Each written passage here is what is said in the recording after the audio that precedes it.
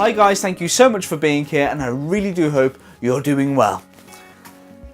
Episode number 4, the final episode of never forgetting someone's name, is a technique that most people tend to be uncomfortable with. And I don't know why, because statesmen, presidents, prime ministers have all used this technique and people don't mind. It's just a perception that people might mind, but I'll tell you why not. What am I talking about though, first of all? I'm talking about taking notes. There are 2 ways to take notes.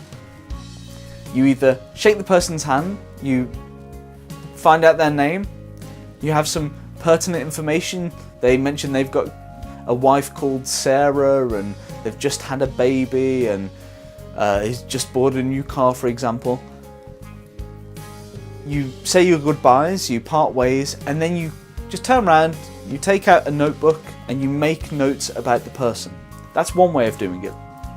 The other way of doing it is overt, very overt, and that's literally shake the person's hand. Hi, nice to meet you. My name's Paul, what's your name? Sylvester? Sylvester. Look, I tend to be really terrible with names, but you seem like a really nice guy. Would you mind if I just write that down? Take the pad out, write their name. Trust me, people don't mind this. You might feel weird. Imagine if someone came up to you, you introduced yourself, and they took the time to write down your name. Wouldn't that make you feel special? I mean, depending on how the person's demeanour is, might depend on how creeped out you feel. I mean, if the guy comes over, hi, what's your name?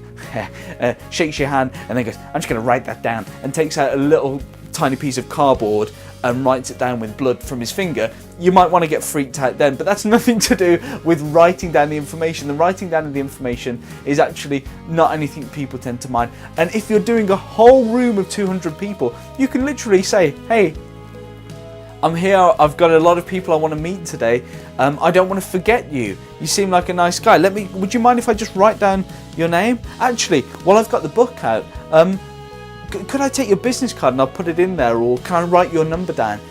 You're expressing an interest in that person and you're taking the time to remember information. People really don't mind. And I stress it so much because when I share this technique with people, they say, oh, I don't know about that. But even after doing it, if you're not comfortable doing it, you can always do it subvertively, so you can kind of go around a corner behind a pillar, or just turn around so that people can't see you and write down the information secretively. That's up to you. One thing is for certain though, remembering someone's name is very, very important. It's the one thing that we cherish. Well, it's not the only thing, but it is one thing that we cherish quite a lot. If you get someone's name wrong, that's all they're going to be thinking about for quite some time. If they can't correct you instantly, which most people will, they will be going over in their head, you know, if someone come over and called me Phil, even though my name's Paul, and say dove straight into a conversation, I didn't get time to correct them, I'm not going to be listening to a word that guy's saying. All I'm going to be thinking of is, I've got to tell him my name's Paul, my name's not Phil, my name's not Phil, my name's not Phil. So getting people's names right, they really like it. If you're at a big event, chances are people are going to come up to them and say, oh, look, sorry, I forgot what your name was. What's your name again? If you can go up to them a second time and say, hey, Sylvester, how's it going? Have you met anyone important here today? Or have you made the connections you want to make here at the event? Trust me, getting their name right feels great.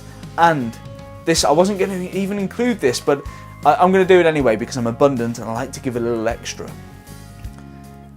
If you see someone not using your name regularly, and people tend to use someone's name when they know it, just offer it up to them again. Don't say, oh, have you forgotten my name? My name's Paul.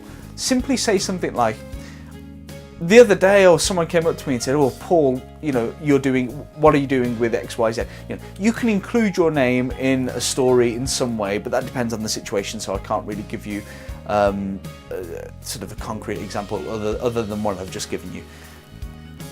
Helping people to remember your name, also great for your business, your connections, and friendships. Guys, I hope this mini-series, these 4 key techniques with the bonus technique I've just given you there will help you to remember people's names, build better connections, and make you seem like the guy that cares. And let's face it, if you're taking the time to watch all of these videos, you do care about learning people's names and making those stronger connections. Until my next video, thank you very much for being here. Take care now. Bye bye.